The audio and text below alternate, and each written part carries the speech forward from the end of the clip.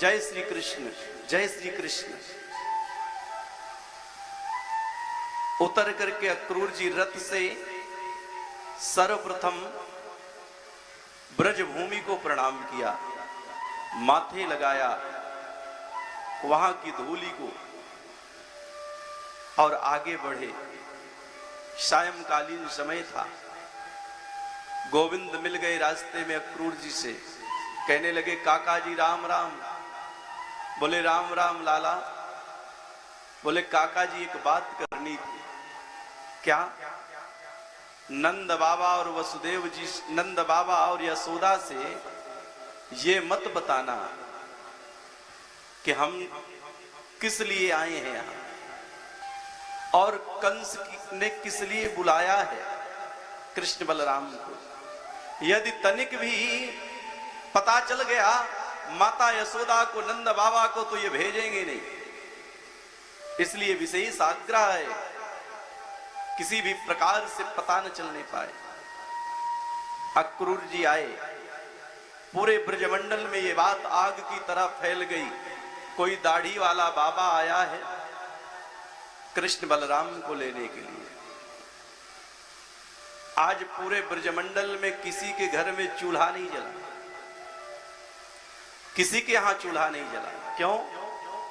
क्योंकि गोविंद को लेने के लिए कौन आ गया? गोविंद तो प्राण वल्लभ हैं, उनको छोड़ करके कहीं जाने का तो मन ही नहीं होता। आज रात्रि भर गोपियां सोई नहीं, मंत्रणा करती रही, कैसे गोविंद को रोका जाए। और इधर नंद बाबा भोजन इत्यादि करके बैठे थे अक्रूर जी के पास।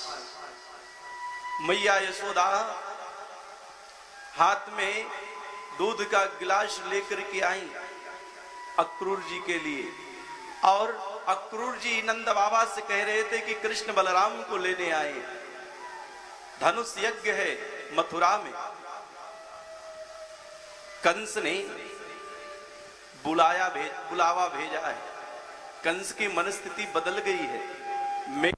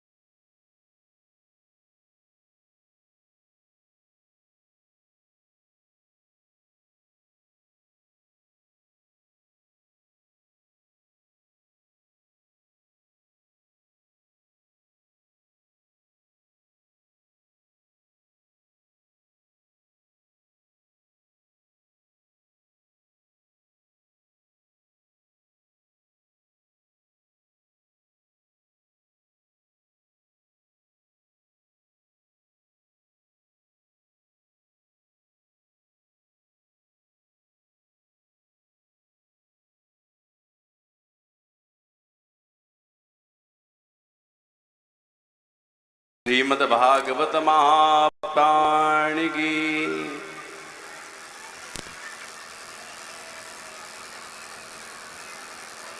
अक्रूर जी को दूध देने जा रही थी माता यशोदा भोजनोपरांत, और जैसे ही आगे बढ़ी अक्रूर जी नंद बाबा से कह रहे थे, अक्रूर जी नंद बाबा से कह रहे थे गोविंद को लेने आया हूं। कंस की मनस्थिति बदल गई है। मेले का आयोजन है, धनुष यज्ञ कर रहा है कंस, बुलावा भेजा है। ऐसा सुना ही था, मैया यशोदा ने हाथ से गिलास गिर गया दूध का और दौड़ करके अक्रूर जी के पास पहुंच गई और कहने लगी, तुमने कैसे सोच लिया कि मैं अपने लाल को जाने दूंगी? जिस दिन से मेरा लाला का जन्म हुआ, एक दिन भी कंस ने चैन से उनको रहने नहीं दिया, और तुम चाहते हो कि मैं काल के गाल में भेज दूं? ये कभी नहीं हो सकता। मेरी करोड़ों की संपत्ति कोई ले जाए, कुबेर जैसी संपदा कोई ले जाए, मैं सब कुछ दे दूंगी, पूरा वैभव लेकर के चला जाए, मैं दे दूंगी। लेकिन गोविंद मेरा प्राण है, कृष्ण मेरा प्राण है, गोविंद को कहीं भेजने का तो मन ही नहीं करता, साफ बोल दिया। कन्हैया ने सोचा यदि आज मौन रहे तो आगे की लीलाएं कैसे होंगी? तो गोविंद कहते हैं मैया यशोदा से कि मैया तू कब तक हमको घर के अंदर कैद करके रखेगी? और ये बताओ, गांव के सब बालक मेला देखने जाएंगे तो मैं क्यों ना जाऊं? एक तरफ ममत्व है, वात्सल्य है, प्रेम है, पुत्र मोह है, सबके बेटे जाएंगे तो मेरा बेटा क्यों ना जाए? लेकिन दूसरी तरफ डर है कंस का, कहीं कुछ अनिष्ट ना हो जाए।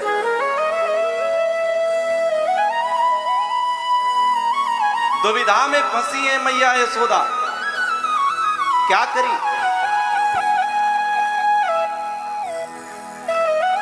गोविंद कहते हैं मैया मैं परसों आ जाऊंगा, परस्वः आगमिष्यामि, मैं परसों आ जाऊंगा। बस 2 ही दिन की तो बात, आज कल परसों, परसों तो आना ही है। मैया यशोदा कहती है लाला कैसे रहूंगी मैं तेरे बिना? जब गाय चराने जाता है तो एक एक पल, एक एक युग के समान व्यतीत होता है। 2 रातें कैसे कटेंगी तेरे बिना? गोविंद ने कहा मां तनिक भी कष्ट का अनुभव मत करना, मुझे जाने दो मेला देखा। मैया ने कहा ठीक है लाला, जैसी तेरी इच्छा, सब बालक जाएंगे तो तू भी जा। और रात्रि में शयन किया, रात को 1 बजे गोविंद की नींद खुली तो देखा कि मैया यशोदा तो बिस्तर में है ही नहीं। मैया मैया करके आवाज लगाए तो देखा मैया एक खंबे से सिर टिका करके बैठी है आंगन में और आंखों से आंसू बह रहे हैं। नन्हे से गोविंद ने जाकर के अपने हाथों से आंसू पोंछे और कहते हैं मैया तो चिंता क्यों कर रही है, मैं परसों आ जाऊंगा। और इधर सुबह हुई, घर का मुख्य द्वार खुला, नंद बाबा इत्यादि पहले आगे निकल गए और रथ पर आरूढ़ हुए। जैसे ही अक्रूर जी कृष्ण बलराम को बिठाए, दरवाजा खुला तो देखा सामने हजारों लाखों गोपियों का समूह खड़ा है और गोपियां मानो विधाता को कोस रही हैं और कहती हैं कि अहो विधाता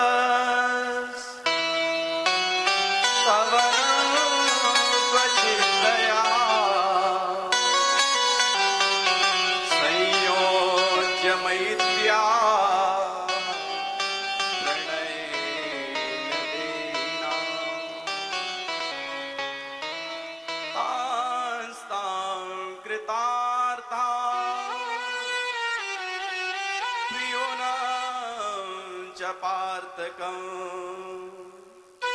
विक्रीडितं तेर्भक्त्यचेष्टितं यथा।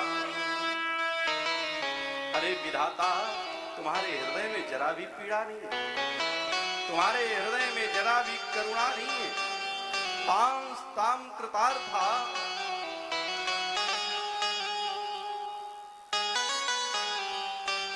पहले तुम संयोग करते हो, जीव को जीव से मिलाते हो और फिर वियोग कर देते हो।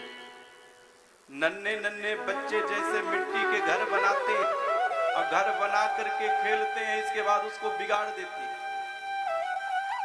नन्हे बच्चों को कितना ही महंगा खिलौना दे दो, थोड़ी देर खेलेंगे और उसके बाद तोड़ मरोड़ करके फेंक देंगे।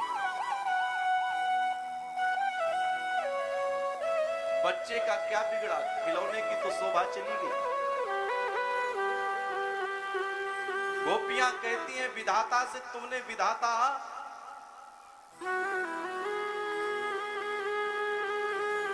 दुनिया को खिलौना समझ रखे हो, तुम संसार के लोगों को खिलौना मानते हो। पहले संयोग करते हो फिर वियोग कर देते हो, तड़पने के लिए छोड़ देते हो। ये आदत तुम्हारी क्यों है कि क्रूरस्तमक्रूर समाख्यात्मनः चक्षुर्दत्तं वत से हराज्ञवत। हमें ऐसा प्रतीत होता है कि अक्रूर के रूप में तुम क्रूर आए हो। रात भर आज हम सोई नहीं,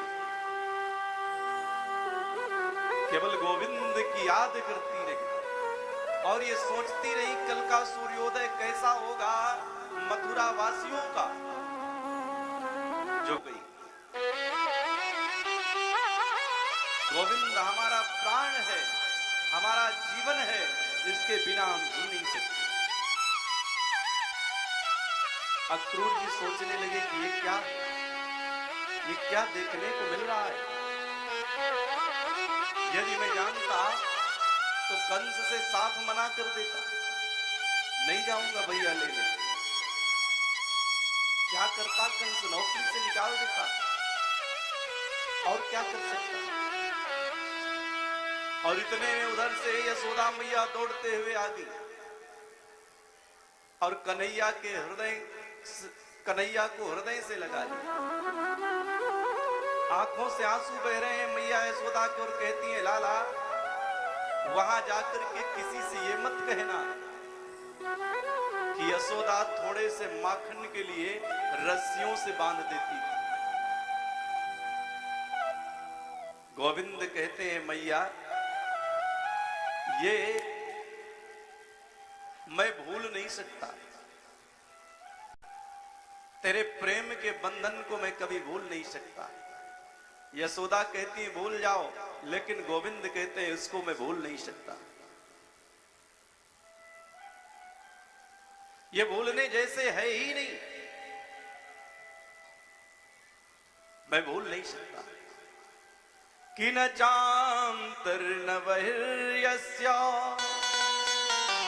न पूर्वं नापि चापरं पूर्वापरं बहिश्चान्तर जगतो यो जगच्चयः। जिस ब्रह्म के न आदि का पता है न अंत का पता है, उस ब्रह्म को प्राकृत शिशु जैसे यशोदा ने बांध दिया, गले से लगाया और गोविंद आगे आए गोपियों के समक्ष और गोपियों से कहा गोपियों मैं तुम्हारे प्रेम के ऋण से कभी उऋण नहीं हो सकता, मुझे अभी जाने तो परसों तो आ जाना है। परश्वः आगमिष्यामि,